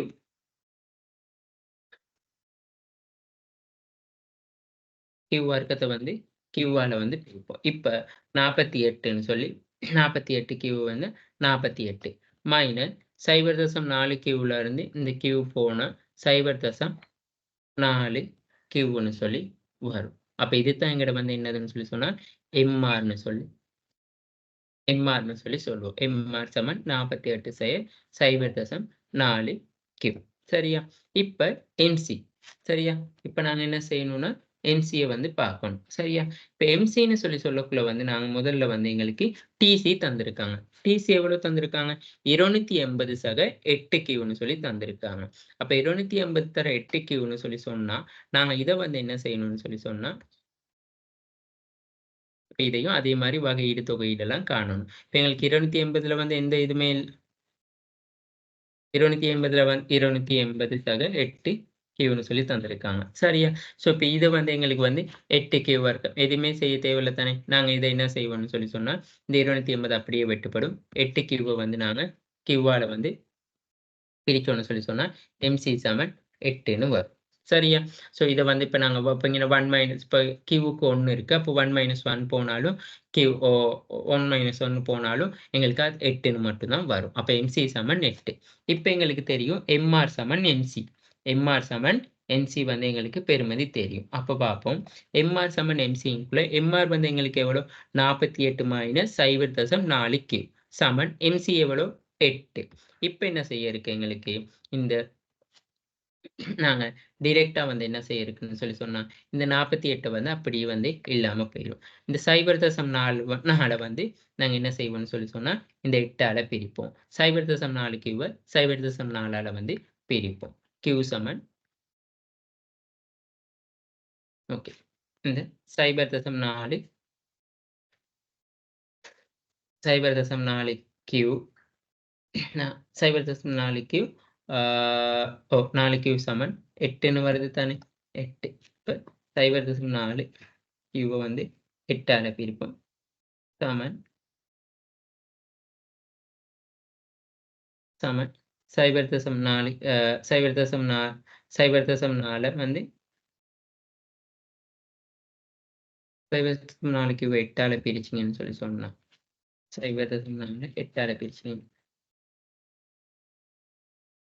சாரி அப்போ வந்து ஓகே சரி கணக்கு பிழைச்சிட்டு சரி அப்போ இங்கே வந்து 48 மைனஸ் 0.4 கியூ சமன் 8ன்னு சொல்லி வருது சரியா இப்போ இந்த 48ல இருந்து சமனுக்கு இங்கால கொண்டு வரக்குள்ள அது வந்து மைனஸாக போகும் 8 ஆகும் சரியா ஸோ 8 அடுத்தது வந்து நாங்கள் இங்கால கொண்டு வரக்குள்ள சமன் 0.4 -4 இங்கே வரக்குள்ள +4 மாறும் சரியா 48ல 8 போனால் எவ்வளோ 40 சமன் 0.4 சரியா இப்போ வந்து நாங்கள் 40 வந்து என்ன செய்வோம்னு சொல்லி சொன்னா 0.4 பிரிச்சா 100 அப்போ கியூ சமன் எவ்வளோ 100 எங்களுக்கு அப்போ அவுட்புட் வந்துடுச்சு கியூ சமன் 100ன்னு சொல்லி அவுட்புட் வந்துடுச்சு இந்த கியூ சமன் 100 அவுட்புட்டை வச்சுக்கொண்டு இப்போ வந்து நாங்கள் என்ன செய்வோம்னு சொல்லி சொன்னா அதாவது வந்து இப்போ ப்ரைஸை வந்து நாங்கள் பார்ப்போம் எங்களுக்கு அவுட்புட் வந்து 100ன்னு வந்துடுச்சு இப்போ எங்களுக்கு ப்ரைஸுக்கு கண்ட சமன்பாடு இருக்கு தானே ப்ரைஸுக்கு நாங்கள் முதலாவது கண்ட சமன்பாடுனா பி சமன் 48 0.2 கியூ வர்க்கம் சரியா அப்போ வர்க்கம்னு சொல்லி சொல்லக்குள்ள வந்து ஓகே பி சமன் 48 0.2 கியூ வர்க்கம் 48 0.2 தர 100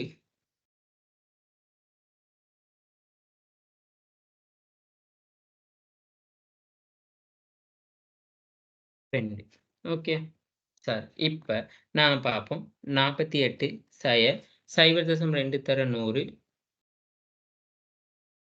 0.2 தர 2 தர 100 சரியா வர்க்கம் 2 அப்போ எவ்வளோ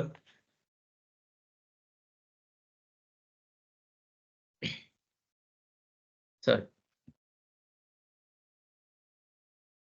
சரியா 0.2 தானே 0.2 தர நாங்கள் என்ன செய்வோம்னு சொல்லி சொன்னா 100 இங்கே வர்க்க மூலம் போடும் அப்போ 0.2 தர 100ன்னு சொல்லி சொல்லக்குள்ள ஓகே பி மைனஸ் 48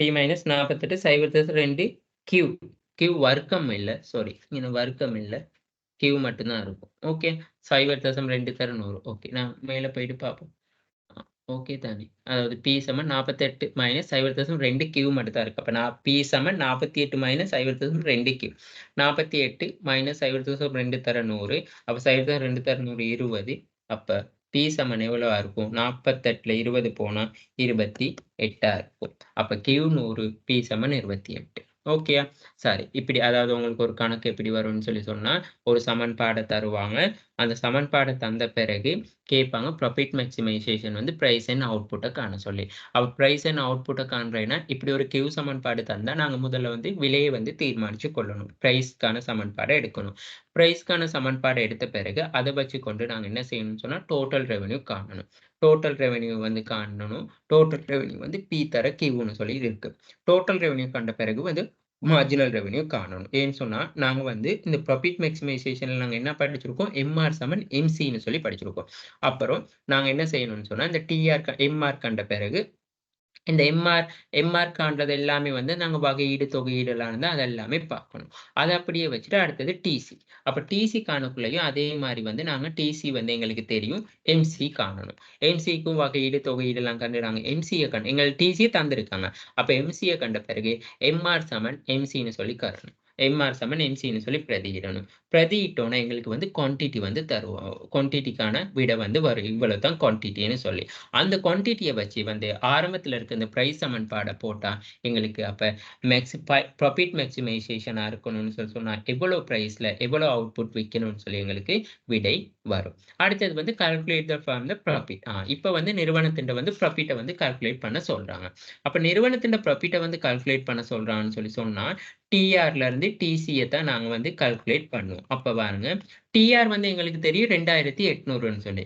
2800 எப்படி எங்களுக்கு டிஆர் வந்துச்சுன்னு சொல்லி சொன்னா, அதாவது வந்து எங்களுக்கு பி வந்து எவ்வளோ 28. கியூ வந்து எவ்வளோ 100 அலகுகள். அப்ப டிஆர் வந்து 2800.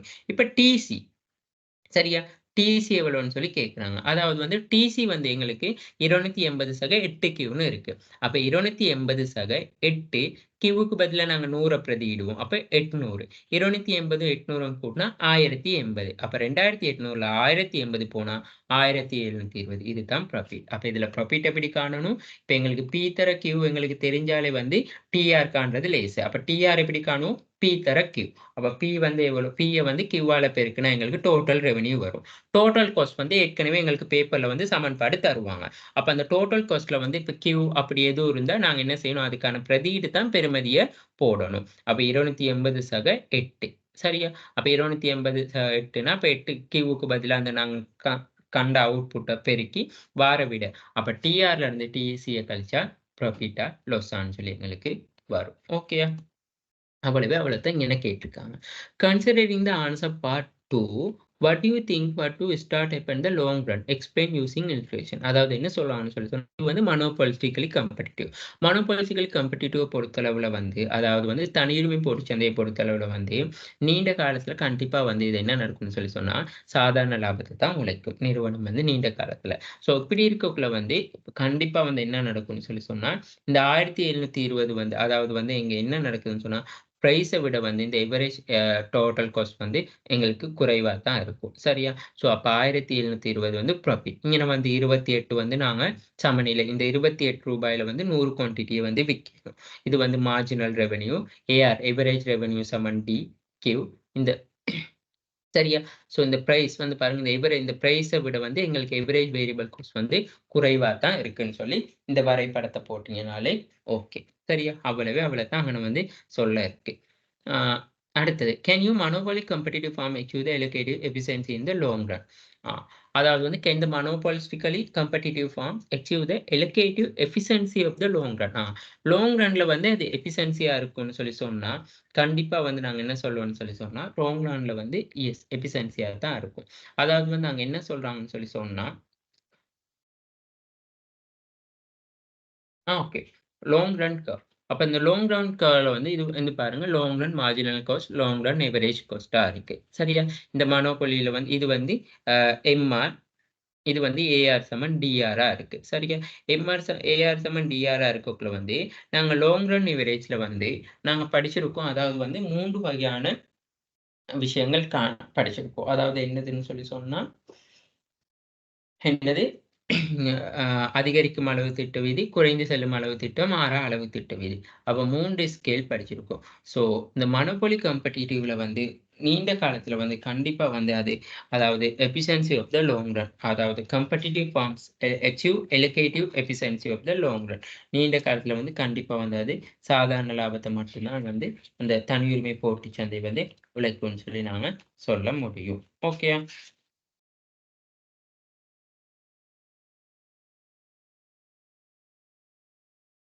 அப்ப நீண்ட காலத்துல வந்து கண்டிப்பா சாதாரண லாபத்தை மட்டுமே தான் உழைக்கும்னு சொல்லி நாங்க இங்க சொல்லணும். அடுத்த கொஸ்டினுக்கு வருவோம். The key of the pricing power of the firm, monopoly, competitor, and the oligopoly is they are the ability to the differentiation. They are the product. Therefore, they are not the price taker. Do you agree? Explain your answer. Example சொல்லி கொடுக்குறாங்க. சரியா? So இப்போ இங்க இந்த கொஸ்டின்ல வந்து என்ன சொல்றாங்கன்னு சொல்லி சொன்னா, the key of the pricing power of the frame monopolistic competition. Monopolistic competitionல வந்து pricing powerன்னு சொல்ற விஷயம் and oligopoly is their ability to the differentiate their the product. அதாவது வந்து oligopoly is they are the ability to the differentiate they are the product. Therefore, they are not price takers. அதாவது oligopoly market வந்து price taker இல்லைன்னு சொல்லி சொல்றாங்க. Okay தானே, இந்த கூற்று வந்து நாங்க எக்ரீட் பண்ணி கொள்றோம். ஏன்னு சொல்லி சொன்னா ஒலிகோபோலி மார்க்கெட்னு சொல்லி சொன்னா சிலருரிமை சந்தை. சிலருரிமை சந்தையை பொறுத்தளவுல வந்து நாங்க என்ன சொல்லியிருக்கோம்னு சொன்னா அவங்க வந்து விலையை வந்து உருவாக்குபவர்கள். அதாவது வந்து அவங்க தான் வந்து மார்க்கெட் டொமினேஷனா இருப்பாங்க. சந்தை ஆதிக்கம் கொண்டவங்களா காணப்படுவாங்க. ஸோ இப்படி இருக்கக்குள்ள வந்து அவங்க வந்து என்ன செய்வாங்கன்னு சொல்லி சொன்னா விலையை வந்து அவங்க தான் வந்து அவங்க வந்து பிரைஸ் மேக்கரா தான் இருப்பாங்க. ஸோ வந்து not the price taker. They are oligopoly மார்க்கெட்ல வந்து பிரைஸ் டேக்கரா இருப்பாங்க. And pricing power form the monopoly competition. அதாவது பிரைசிங் பவர் வந்து மோனோபோலி காம்படிஷனுக்கு இருக்குமான்னு சொல்லி கேட்டா பிரைசிங் பவர் வந்து அவங்களுக்கு இருக்காது. பிரைசிங் பவர் வந்து யாருக்கு இருக்கும்னு சொல்லி சொன்னா இந்த ஒலிகோபோலி மார்க்கெட்ல உள்ளவங்களுக்கு தான் இங்க வந்து 2 மார்க்கெட் வந்து கம்பேர் பண்ண சொல்றாங்க. அப்போ ஒலிகோபோலி மார்க்கெட்க்கு தான் பிரைசிங் பவர் வந்து இருக்கும். அதாவது வந்து அந்த பிரைசிங் பவர் எப்படி இருக்கும்னு சொல்லி சொன்னா, நார்மலா வந்து இப்ப இந்த நிறுவனங்கள் வந்து மியூச்சுவல் டிபெண்ட்ஸ் ஆகி இருக்கும். இப்போ ஒரு நிறுவனம் கூட்டுனா அடுத்த நிறுவனமும் கொஞ்சம் ஒரு அண்டர்ஸ்டாண்டிங் லெவலான ஒரு ரீசனபிளான பிரைஸ் ஒரு கொஞ்சம் அட்ஜஸ்ட் பண்ற பிரைஸ்ல தான் உருவாக்குவாங்க. அதத்தான் வந்து அங்க சொல்லி இருக்காங்க. ஸோ இதுக்கான வந்து இதனால தான் வந்து நாங்க என்ன சொல்றோம்னு சொல்லி சொன்னா, இந்த மோனோபோலிஸ்டிக் காம்படிட்டிவ்ல வந்து முறிந்த கேள்விக்கோடா இருக்குன்னு சொல்லி சொல்றோம். அதாவது வந்து முறிந்த கேள்விக்கோடுக்கான காரணமே வந்து இவங்க வந்து பிரைஸ வந்து அதாவது வந்து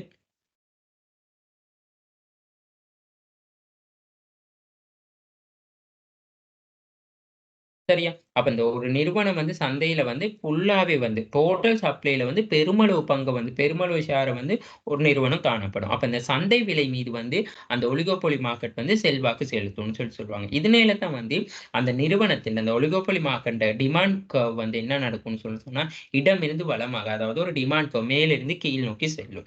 அடுத்தது மட்டும் இல்லாம வந்து இந்த மார்க்கெட்ல வந்து ஒரு நிறுவனம் வந்து விலையில வந்து டிஃபரன்சியேஷன் செய்யக்குள்ள மத்த நிறுவனங்களும் வந்து அதுக்கு என்ன நடக்கும்னா, எதிர் நடவடிக்கை. அதாவது ஆப்போசிட்டா செயற்படுற நேரத்துல தான் என்ன நடக்கும்னு சொல்லி சொன்னா, இந்த டிமாண்ட் எங்களுக்கு நிச்சயமற்ற தன்மையா இருக்கும். அதாவது இப்ப நாங்க பிரைஸ வந்து இப்ப ரூ. 100 இருந்து ரூ. 150 மாத்தக்குள்ள இப்ப கேஸோட பிரைஸ் வந்து மத்த கேஸ் அதாவது அப்ப மத்த கேஸ் நிறுவனம் வந்து என்ன செய்யணும்னு சொல்லி சொன்னா, அ கூட்ட பார்க்கும். பட் எங்களுக்கு கேள்வி தொகை நிச்சயம் இல்ல. ஓகே எங்களுக்கு வந்து டிமாண்ட் வருமா? எங்களுக்கு டிமாண்ட் இல்லாம போகுமான்னு சொல்லி நிச்சயம் இல்ல. இதனால தான் வந்து அந்த பிரைஸ் மேல வந்து நாங்க ஏற்படுத்தப்பட தொடங்கல் வந்து அதாவது பிரைஸ் மேல நாங்க ஈடுபாடு காட்டுறது வந்து கேள்வி தொகையை வந்து மாற்றமடைய முடிவதால வந்து கேள்விக்கோடு வந்து என்ன இருக்கும்னு சொன்னா, ஒரு முறிவுபட்ட தன்மையா காணப்படும். அதனால தான் the ability to differentiation the other product, the competition in the oligopoly is the ability to differentiation their product. அதாவது இப்ப இவங்களுக்கு வந்து என்ன சொல்றதுன்னு சொல்லி சொன்னா, அ டிஃபரன்ஷியேஷன் ஆஃப் த ப்ராடக்ட். அதாவது ப்ராடக்ட்ட வந்து டிஃபரன்ஷியேஷன் இருக்குன்னு சொல்லி சொன்னா,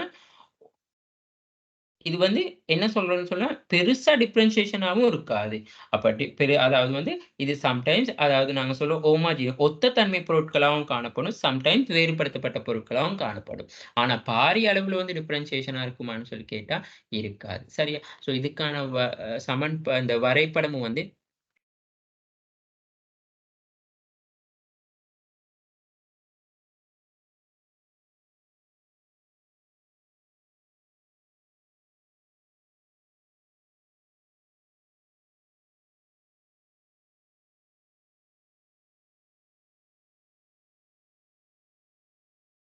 இதுக்கான வரைபடமும் வந்து நார்மலா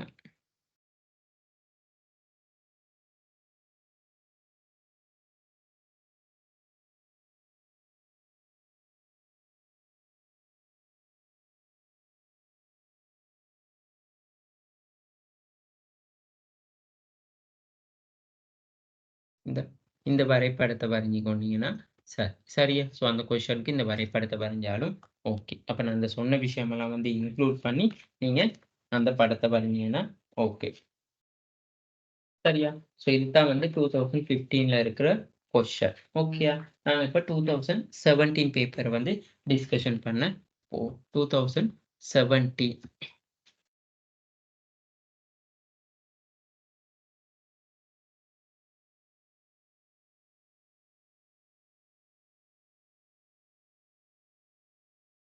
ஓகே. 2000 நான் ஆல்ரெடி சொன்ன கொஸ்டின்கள்னு சொல்லி சொன்னா, அகைன் வந்து நான் ரிப்பீட்டட் வந்து பண்ண மாட்டேன். ஓகேயா? ஸோ அதையும் ஒருக்கா ஞாபகம் வச்சுக்கொள்ளுங்க. 2017ல வந்து பாருங்க, முதலாவதே குடுத்திருக்காங்க. What is the mean by the non pricing competition? Non pricing காம்படிஷன்னு சொல்லி சொன்னாலே எங்களுக்கு தெரியும். அதாவது வந்து இந்த நான் பிரைசிங் காம்படிஷன் வந்து யாரு ஃபாலோ பண்றது? நார்மலாவே வந்து மோனோபோலி காம்படிட்டிவ் மார்க்கெட்ல வந்து இந்த நான் பிரைசிங் காம்படிஷன வந்து கொண்டு வராங்க.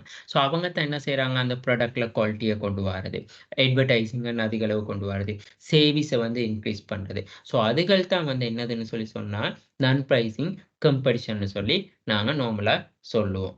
கிளியரா? Okay.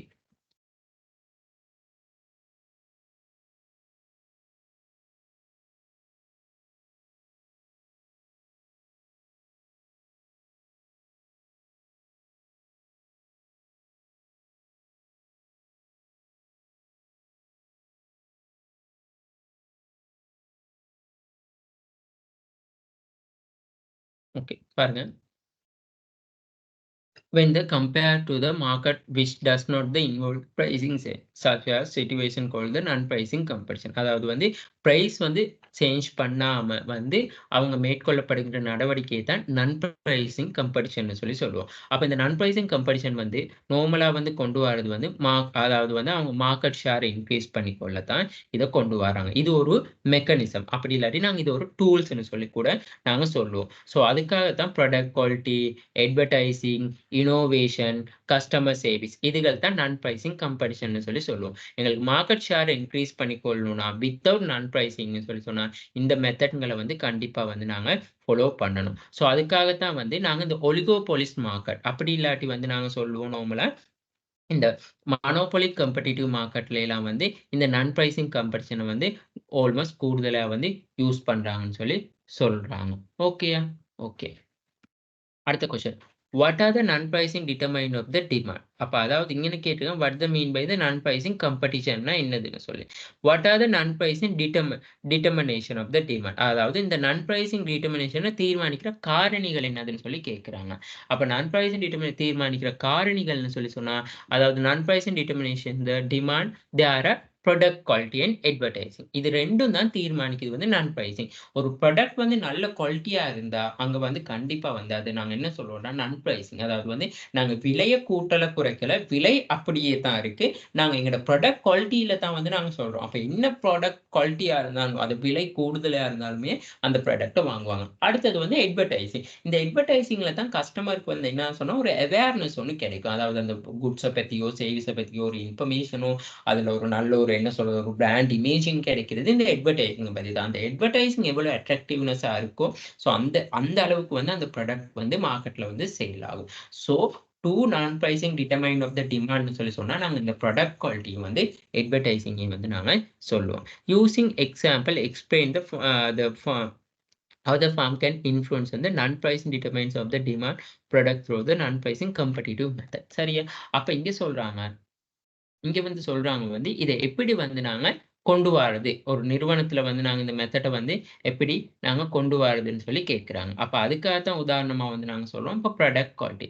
First of all, we should be understand what are the price competition. Price competition mostly used in the monopoly competitive market. Monopoly competitive marketல வந்து அதாவது வந்து நாங்க சொன்ன மாரி இந்த பிரைஸ் காம்படிஷன் கொண்டு வரது எங்க? Monopoly competitive market. In this we can change our price increase our market share with the price. அதாவது வந்து நாங்க என்ன சொல்றோம்னா, எங்களோட பிரைஸ வந்து சேஞ்ச் அதாவது can increase the market share. எங்களோட மார்க்கெட் ஷேரை வந்து இன்கிரீஸ் பண்ணி கொள்ள முடியும். நான் பிரைசிங் காம்படிஷன்ல வந்து totally different from the price competition. இப்ப பிரைஸ் காம்படிஷன்ல நாங்க என்ன செய்றோம்? எங்களோட பிரைஸ வந்து கூட்டிக் கொள்றோம். அப்படி இல்லாட்டி எங்களோட மார்க்கெட் ஷேர வந்து மார்க்கெட் ஷேர வந்து அதிகரிக்கிறோம். நான் பிரைசிங்ல வந்து என்ன செய்றோம்?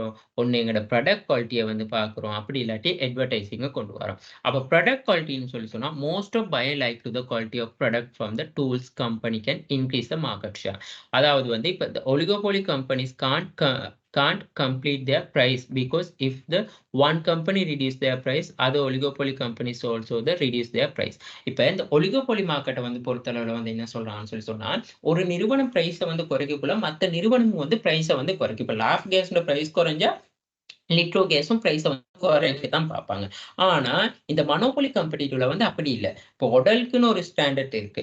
நோ லிமிட்க்குன்னு ஒரு ஸ்டாண்டர்ட் இருக்கும். அதே மாரி ஹவுஸ் ஆஃப் ஃபேஷன். பெஷன் பார்க் அவங்களுக்குன்னு சொல்லி ஒரு ஸ்டாண்டர்ட் இருக்கும். ஸோ என்னத்தான் ஒரு நிறுவனம் பிரைஸை குறைச்சு அப்போ நோ லிமிட்ல என்னத்தான் எங்களுக்கு வந்து என்ன சொல்றது எங்களுக்கான அந்த ட்ரெஸ்ஸுக்கான ப்ரைஸ் வந்து கம்ஃபர்டபுளா இருந்தாலும் இதே உடல்ல வந்து எங்களுக்கு அந்த ப்ரைஸ் வந்து கம்ஃபர்டபுளா இருக்காது.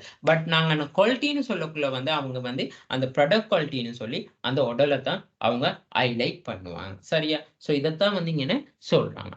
So most company can't copy into the immediately. அதாவது இந்த குவாலிட்டியை வந்து எல்லா நிறுவனங்களையும் காப்பி பண்ண முடியாது. இப்போ நீங்க வந்து அந்த குவாலிட்டிக்காக வந்து நீங்க பாடுபடணும். இப்போ உங்களோட பொருள் வந்து ஒரு நல்ல குவாலிட்டிக்கு போகணும்னு சொன்னா அது உங்களோட கையில தான் இருக்கு.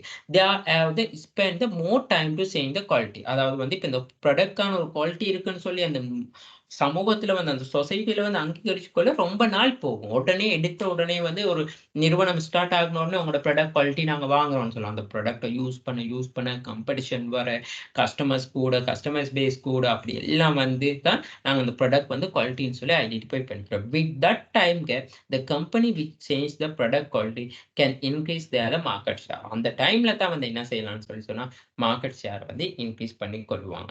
பாருங்க இமேஜின் உதாரணத்துக்கு வந்து இப்போ நாங்கள் கொக்கா கோலாவை எடுத்துக்கொள்வோம். இது ஒலிகோபோலிஸ் ப்ராடக்ட் தான். They are unique taste. அப்போ அந்த கொக்கா கோலாக்குன்னு சொல்லி ஒரு யூனிக் டேஸ்ட் இருக்கு. That one quality they our product. அப்போ அதுக்கு தான் அந்த யூனிக் டேஸ்ட்டை தான் வந்து அந்த கொக்கா கோலா ப்ராடக்ட் வந்து அந்த நாங்கள் சொல்லுவோம் ப்ராடக்ட் குவாலிட்டின்னு சொல்லி.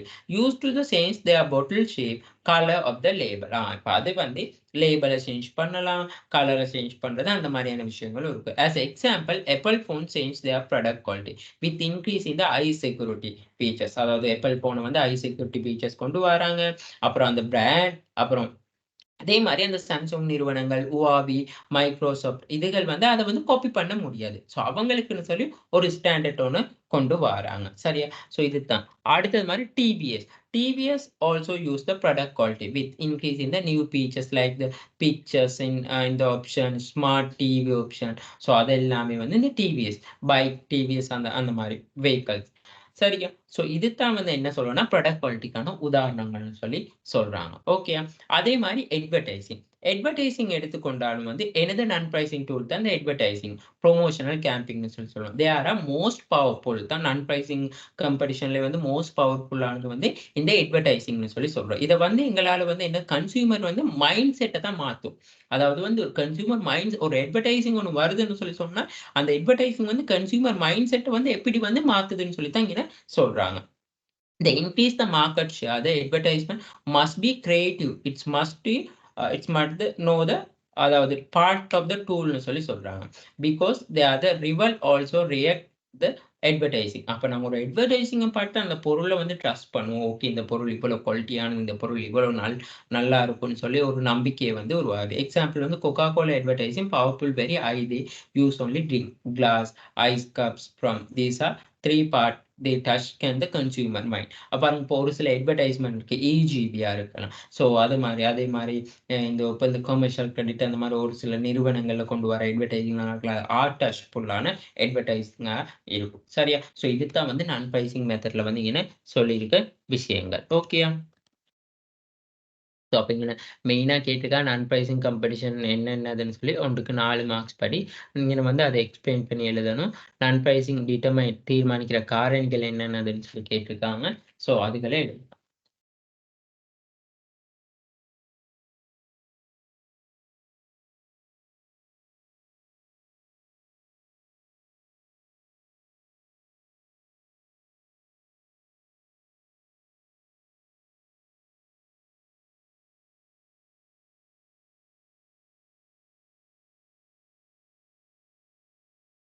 சரியா? அடுத்தது பாருங்க. Consider the details. Good X given the answer questions below. Use illustration. Explain your answer. Price தந்திருக்காங்க, quantity தந்திருக்காங்க, quantity of supply தந்திருக்காங்க. Develop the demand and supply equation. இதை வச்சு கொண்டு வந்து நாங்க எப்படி demand supply equation வந்து பார்க்கறதுன்னு சொல்லி பார்ப்போம். Okay sir. இப்போ எங்களுக்கு வந்து விலை அதாவது இது வந்து நாங்க டேபிள்னு சொல்லி சொல்லுவோம். அப்படி இல்லாட்டி ஷெட்யூல்னு சொல்லி சொல்லுவோம். பிரைஸ் தந்திருக்காங்க, டிமாண்ட் தந்திருக்காங்க, பிரைஸ் தந்திருக்காங்க, சப்ளை தந்திருக்காங்க. ஓகே. ஸோ அப்போ ப்ரைஸும் டிமாண்டும் தந்த உடனே வந்து எங்களுக்கு என்ன தெரியும்னு சொல்லி சொன்னால் ஓகே. முதல்ல வந்து இந்த கேள்வி சமன்பாடு என்ன? டெல்டா கியூடி சமன் A மைனஸ் பிபி. நிரம்பல் சமன்பாடு என்ன? டெல்டா கியூஎஸ் சமன் மைனஸ் A சக பிபின்னு இருக்கும். இப்ப எங்களுக்கான நெகிழ்ச்சி முதல்ல வந்து நாங்க இந்த டெல்டா கியூடி அதாவது வந்து முதல்ல சரிவை காணணும். எங்களுக்கு என்ன செய்யணும்? சரிவை காணணும். அப்ப சரிவை காண்றதுக்குன்னு சொல்லி சொன்னா, எங்களுக்கு தெரியும் முதல்ல இந்த டெல்டா கியூடியும், டெல்டா பி தெரியும். அதாவது வந்து கேள்வி மாற்றம் மற்றும் விலை மாற்றம் தெரியும். அப்ப கேள்வி மாற்றம் எவ்வளவு? Delta QT. முதலாவது வந்து முதலாவது 120க்கு 40க்கு டிஃபரண்ட் 80. 12க்கு 20க்கு டிஃபரண்ட் 8. அப்ப வந்து சரிவு எவ்வளவா இருக்கும்? 10. அப்ப சரிவு 10ஆ இருக்கக்குள்ள எங்களுக்கு தெரியும் QD சமன் A சய 10P. அப்ப அந்த Bக்கு வந்து நாங்க கண்டுட்டோம் 10Pன்னு சொல்லி. சரியா? இப்ப QD சமன். அப்ப QD 120. இப்ப எங்களுக்கு QD தெரியும் 120 சமன் A. அதாவது வந்து A எங்களுக்கு தெரியாது. அப்ப A தான் வந்து நாங்க என்ன சொல்லுவோம்னு சொல்லி சொன்னா, நாங்க ஒரு கொஸ்டின் இந்த ரெக்கார்டிங்லயே நான் நினைக்கிற மாரி நான் அத உங்களுக்கு எக்ஸ்பிளைன் பண்ணியிருப்பேன். ஏன்னு சொல்லி சொல்றது வந்து, இந்த கேள்விக்கோடு அதாவது தொகையெச்ச பெற்ற புள்ளி. விலை வந்து 0 உள்ள பொழுது கேள்வி தொகையின் அளவு தான் நாங்க ஏன்னு சொல்லி சொல்லுவோம். அதாவது வந்து அந்த கர்வ எடுத்துக்கொண்டா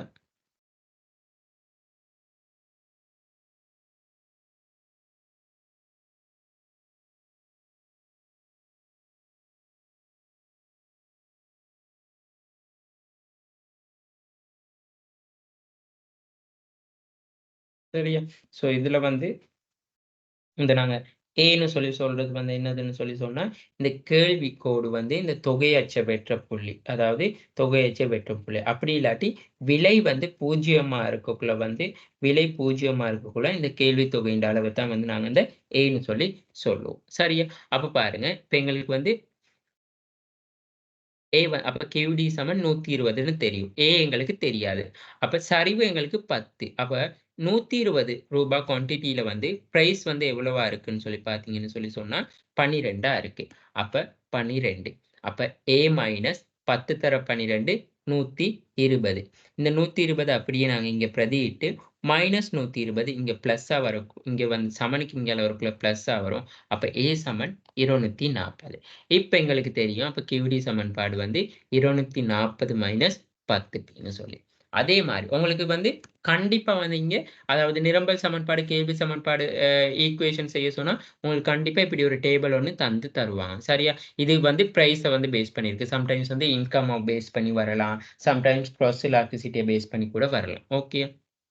அதாவது வந்து சாரி இன்கம்ம பேஸ் பண்ணி கூட நாங்க கொஸ்டின்ஸ் வந்து உங்களுக்கு கேட்டு வரலாம். அ அடுத்தது வந்து பாருங்க, இங்க வந்து இப்ப குவான்டிட்டிய காணணும். அப்ப குவான்டிட்டி ஆஃப் சப்ளை யூனிட் காண்றது எப்படி? QS சமன் மைனஸ் A சக BP. இதுதான் சமன்பாடு. அப்ப எங்களுக்கு சரிவ வந்து முதல்ல காணணும். சரிவு எங்களுக்கு வந்து QSம் தெரியும், பிரைஸும் தெரியும். ஆனா இந்த ஒண்ணு A காணணும். அப்படி இல்லாட்டி இந்த BAக்கான பெறுமதிய காணணும். Aக்கான பெறுமதி எங்களுக்கு காண்றது கஷ்டம். ஆனா இந்த B வந்து சரிவு காணலாம். சரிவு காண்றதுக்கான சமன்பாடு தான் டெல்டா QD இன் கீழ் டெல்டா P. அதாவது சாரி டெல்டா QS இன் கீழ் டெல்டா Pன்னு சொல்லி நாங்க இங்கன சொல்றோம். இங்கன QSன்னு சொல்லி போட்டுக்கொள்ளுங்க. சரியா? அப்ப முதலாவது வந்து அப்ப QSக்கான சரிவு வந்து 20ல இருந்து 140. அப்ப 20ல இருந்து 140ன்னா கிட்டத்தட்ட இங்க டிஃபரண்ட் வந்து 120. சரியா? பிரைஸ்க்கான மாற்றம் எவ்வளவு? 12ல இருந்து 20 8. அப்ப 120 8ஆல பிரிச்சா 15. அப்ப இந்த பீட்டா வந்து என்னது? 15. அப்ப QS சமன் எங்களுக்கு தெரியும். அதாவது வந்து நாங்க சொல்றோம் 20. அப்ப 20 சமன் மைனஸ் A. எங்களுக்கு அது தெரியாது. அதத்தான் நாங்க இனி காணப் போறோம். சரிவு எவ்வளவு எங்கட கணக்க பொறுத்தளவுல 15. அப்ப விலை எவ்வளவு? ரூ. 20 சப்ளையா 20 குவான்டிட்டி ஆஃப் சப்ளைல வந்து பிரைஸ் வந்து 12. அப்ப 15 தர 12 180 மைனஸ் A சக 180ன்னு போடுவோம். இங்க வந்து QS வந்து எவ்வளவு? 20. சரியா? இப்ப இந்த பிளஸ் 180 இந்த பிளஸ் 180 வந்து சமனுக்கு இங்கால வரக்குள்ள மைனஸ் 180ஆ மாறும். அப்ப இந்த சமன் மைனஸ் A. அப்ப இந்த மைனஸ் 180 பிளஸ் 20 எவ்வளவுனா?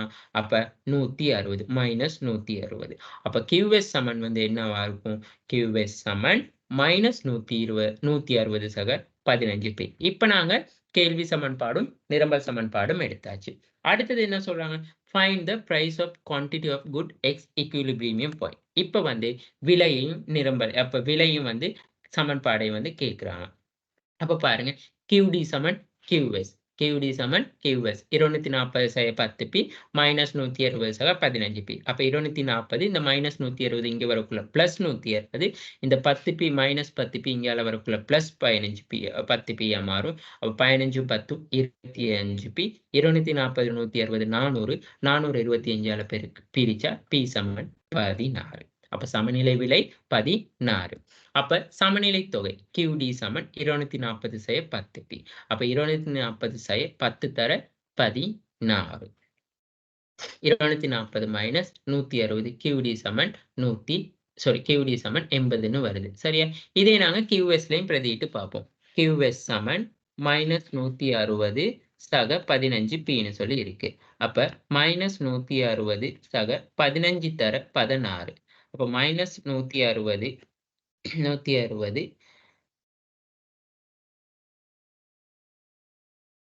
சரியா?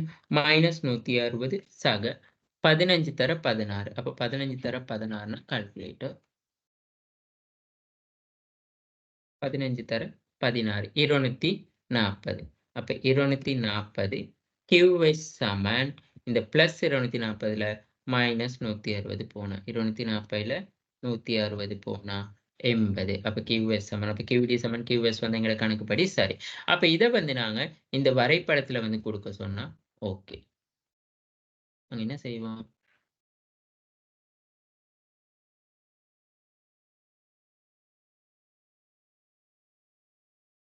அப்ப இந்த விஷயங்களை வந்து இது வந்து 16 இருக்கும்.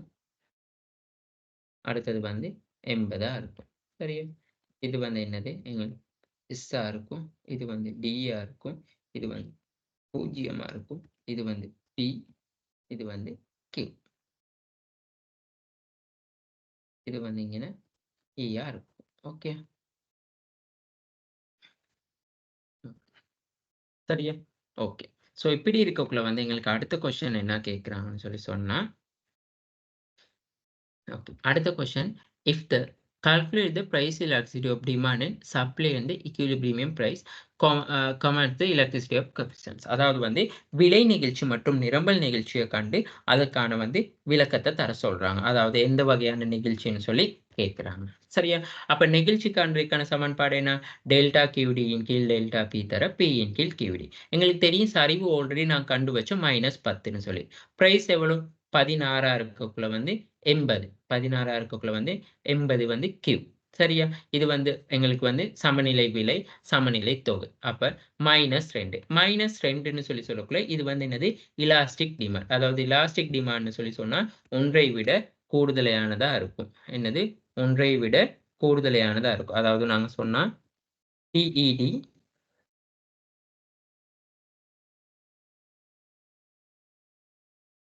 ஒன்றை விட கூடன்னு சொல்லி சொல்லுவோம். அப்ப இந்த எலாஸ்டிக் ஆஃப் டிமாண்ட்கான நாங்க உதாரணம் என்ன சொல்லுவோம்னு சொல்லி சொன்னா நாங்க சொல்லி இருக்கிறோம் வந்து என்னது? லக்ஸரி குட்ஸ்ன்னு சொல்லி நாங்க சொல்லி இருக்கோம். சரியா? அதே மாதிரி எலாஸ்டிசிட்டி ஆஃப் சப்ளையும் டெல்டா QS இன் கீழ் டெல்டா P. சரியா? சோ நீங்க இந்த ரெக்கார்டிங் பார்க்கல நான் ஒரு சிலதுகள் வந்து மிஸ்டேக்கா இருக்கும். அதுக்கெல்லாம் நீங்க மாத்திக்கொள்ளுங்க. டெல்டா QS இன் கீழ் டெல்டா P தர P இன் கீழ் Q. அப்ப டெல்டா 15ன்னு சொல்லி எங்களுக்கு நாங்க கண்டோம். ஏற்கனவே சரிவு. அப்ப விலை 16 என்பதுனா 3. இது வந்து எலாஸ்டிக் ஆஃப் த சப்ளை. அப்ப எலாஸ்டிக் ஆஃப் த சப்ளைன்னு சொல்லி சொன்னா இது வந்து என்னது? நிரம்பல் நிகழ்ச்சி உடையதுன்னு சொல்லி சொல்றோம். அதாவது வந்து நிரம்பல் நிகழ்ச்சி உடையதுன்னா PES 1ன்னு சொல்லி நாங்க சொல்றோம். அப்ப இந்த நிரம்பல் நிகழ்ச்சி உடையதுக்கு வந்து நாங்க நிரம்பல் நிகழ்ச்சி உடையதுக்கு வந்து உதாரணம் வந்து நாங்க என்ன சொல்லுவோம்னு சொல்லி சொன்னா அதாவது வந்து கைத்தொழில் பண்டங்கள் அந்த மாதிரியானதுகளை தான் வந்து நிரம்பல் நிகழ்ச்சி உடையதுன்னு சொல்லி சொல்லுவோம். சரியா? அதான் இண்டஸ்ட்ரியல் குட்ஸ் தான் இதுக்கான உதாரணமா இருக்கும். சரி. இப்ப அடுத்த கொஸ்டினுக்கு நாங்க போவோம். 1 minute.